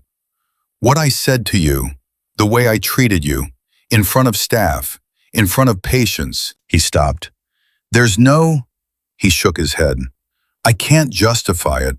I'm not going to try to." She waited. "You saved my life tonight," he said. "You saved everyone in this building tonight. And I spent 4 months making sure you knew I thought you were worthless." His voice had something in it that was not comfortable for him. the specific friction of a man confronting the distance between who he believed himself to be and what he had actually done. I need you to know that I understand what that means. She looked at him for a moment, not with anger, not with the satisfaction that a person might be entitled to feel in this specific exchange, with something more complicated than either of those things. "Dr. Hayes," she said, "you are a genuinely skilled surgeon. I watched you work for 4 months. Your patients are lucky to have you." She paused. "The way you treat people who you think are below you is going to cost you something important eventually. Not because of karma or justice or any of those things, just because the people you're dismissing are real, and some of them are going to matter to you someday, and by then you'll have already taught them who you are." Hayes stood very still. "You asked me who I am," she said. "I'm not going to tell you, but I'll tell you this. The woman you spent 4 months humiliating was real too. Not in the way you thought, but the part of her that stood in your hallway and absorbed what you said and went back to work anyway, that part was real. It cost something real." She paused one last time. "Don't waste it." She turned and walked to the exit. Behind her, Dr. Leonard Hayes stood at the window, and for the first time in a very long time, he had nothing to say. 12:41 a.m. Outside, the rain had stopped. The air was cold and clean the way Baltimore air gets after rain in February, sharp enough to feel like something.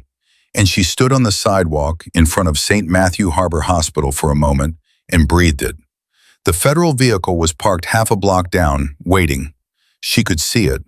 Dark, unremarkable, the specific non-presence of a vehicle that was meant to not be looked at. She did not walk toward it yet. She stood on the sidewalk and looked up at the building. 11 floors, 243 patients. The staff she had worked alongside for 131 days, most of them already back at their stations doing their jobs, because the hospital did not stop for anything, not for crises, and not for revelations, and not for the dismantling of everything a person thought they knew about the woman mopping the third-floor hallway. Room 302, where Mr. Gaines was sleeping with his phone on the bedside table, and a note about his prescription that would be waiting for him in the morning. Room 309, where the respiratory patient's monitor was beeping at a rate that told her, from 4 months of reading it, that he had had a decent night. The parking garage on the east side, third level, closed for structural repairs, where she had run sprints between concrete pillars in the dark and maintained something that she could not afford to let go. Not because the mission required it, but because she required it. Because Catherine Walker was not a performance, she was a person. And persons, even the ones who spend months being other people, have to keep something of themselves in a place where no one can reach it. She thought about her daughter, Sophie Walker, 20 years old, environmental science, University of Michigan, who had cried at a grave that was empty, who had gone back to her classes and her dormitory and her life because there was nothing else to do, and because she did not know there was anything else to do. The mission was over, which meant the cover was over, which meant that in approximately 72 hours, after the operational security review was complete and the debrief documents were sealed, and the federal coordinator had signed off on the end of operation status, a woman named Catherine Walker was going to be undead. She had not allowed herself to think about that part, not during the operation. Thinking about it during the operation would have cost her the specific focus that the operation required. She had put it in the same place where she kept things that needed to be looked at later, and she had not looked at it. She looked at it now. Her daughter had spent 4 months thinking her mother was gone. 4 months of grief, of learning to eat breakfast in a world that didn't have her in it, of the slow and terrible adjustments that loss requires. And all of that was going to be undone in 72 hours, which should have been simple arithmetic, grief subtracted by presence. But it was not simple, and she knew it was not simple because she had been a person long enough to know that the things we carry don't vanish because the reason for them has changed. Sophie was going to be angry. She deserved to be angry. The mission had required her mother's absence, and her mother's silence, and her mother's willingness to let her daughter grieve for a reason that could not be explained. And those things were all true and all necessary and all going to have to be answered for in a conversation that Catherine Walker was not going to be able to plan her way through. For the first time in 4 months, she felt something that was not operational, something that did not fit into any framework she had for managing what a mission cost. She missed her daughter, simply, completely. The way you miss something that is the center of a life you built deliberately and then had to leave. She breathed the cold air. She let herself feel it. All of it. The full weight of 131 days of being someone else in a building where no one knew her name, and the particular specific cost of that, and the thing waiting for her on the other side of it that was worth every single day. Then she picked up the canvas tote bag and walked toward the car. 2:17 a.m.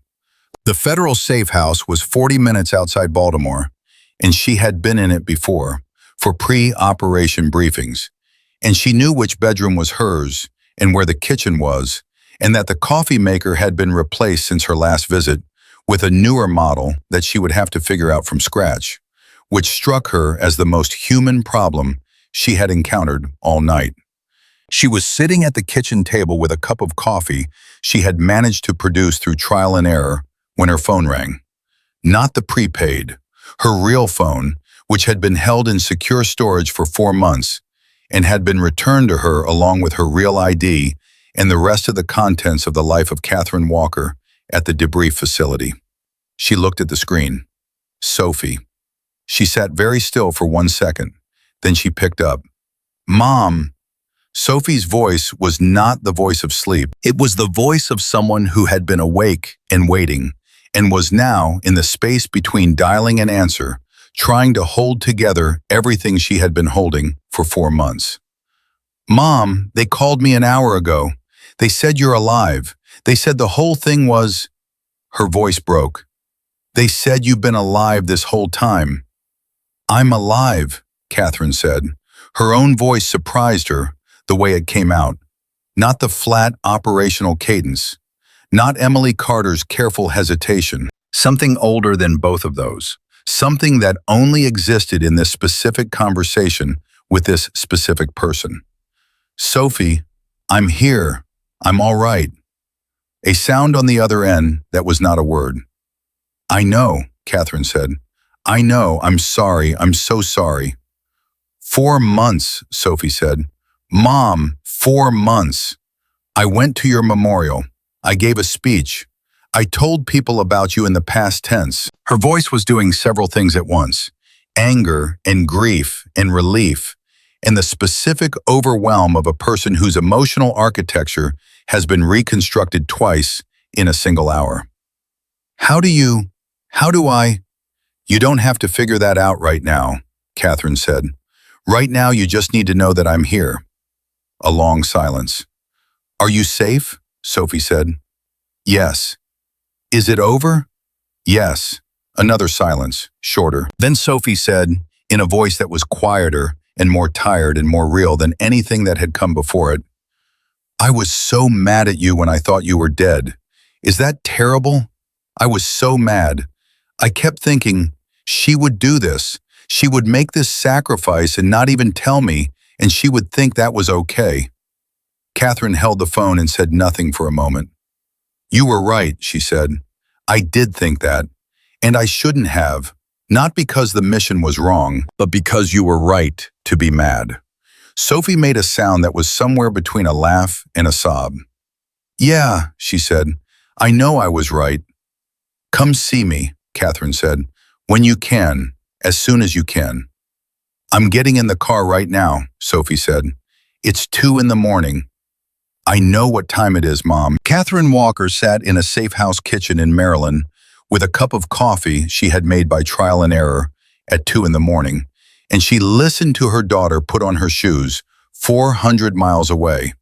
And something that had been held in suspension for 131 days came loose in her chest, and she let it.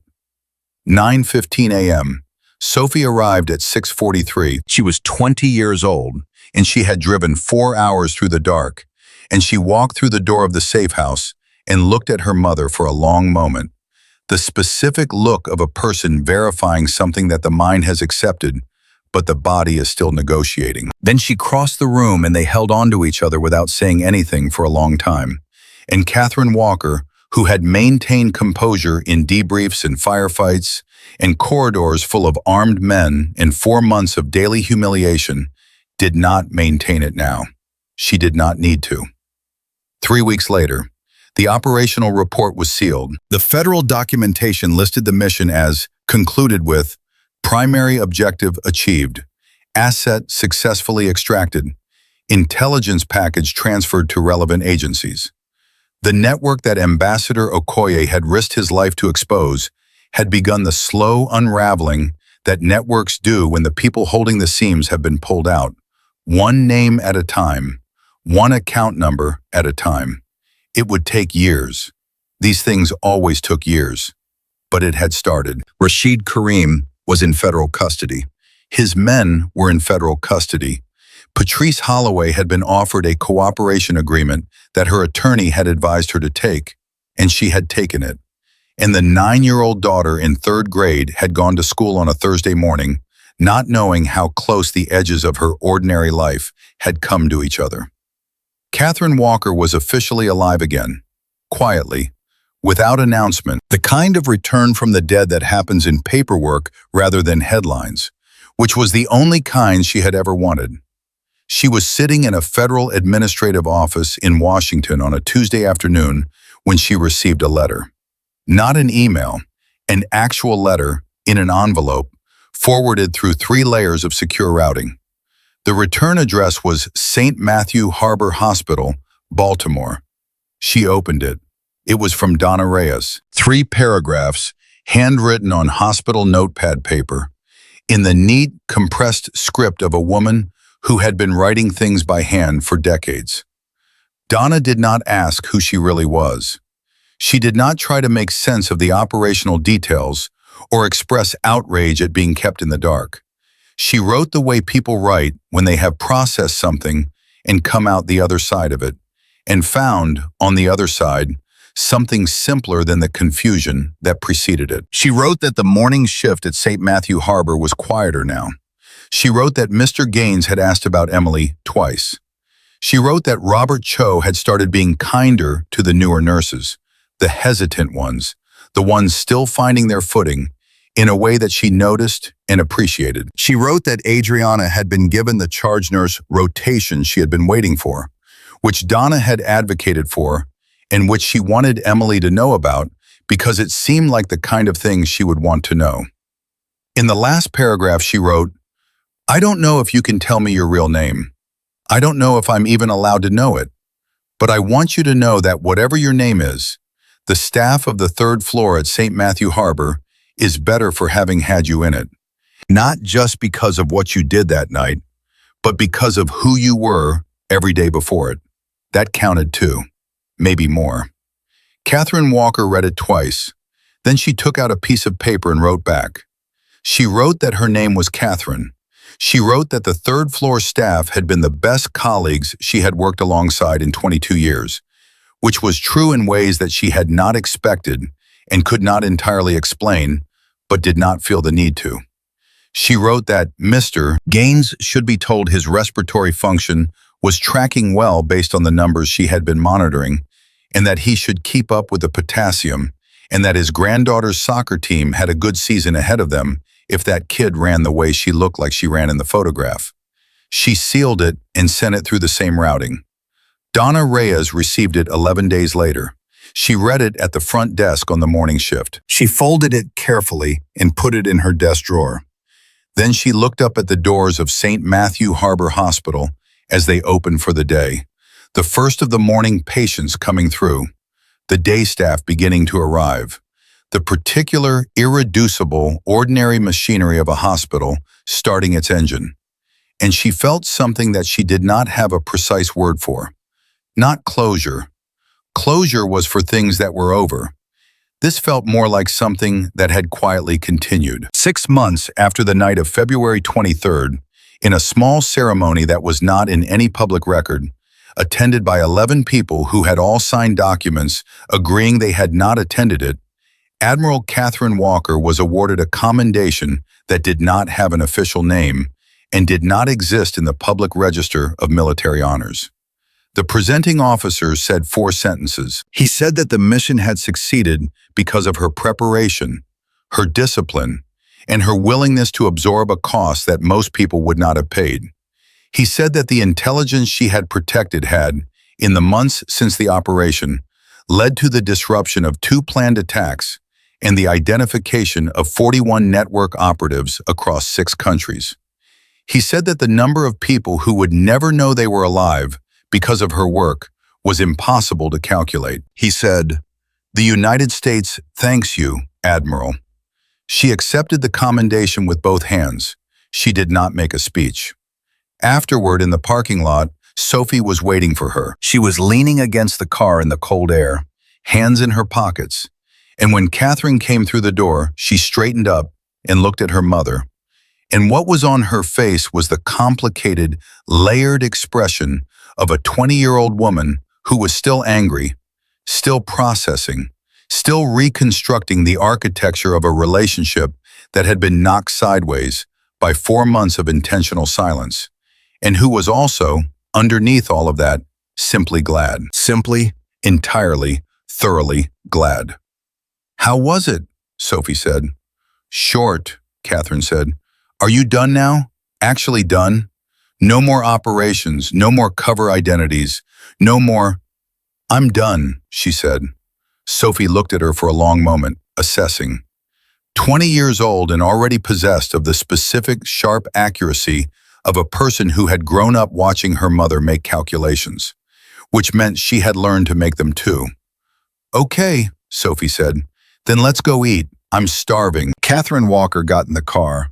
There were no cameras, no press conference, no public acknowledgement of what had happened in a hospital in Baltimore on a stormy night in February, of the woman who had carried the weight of 131 days of invisibility and come out the other side of it with every life in the building intact.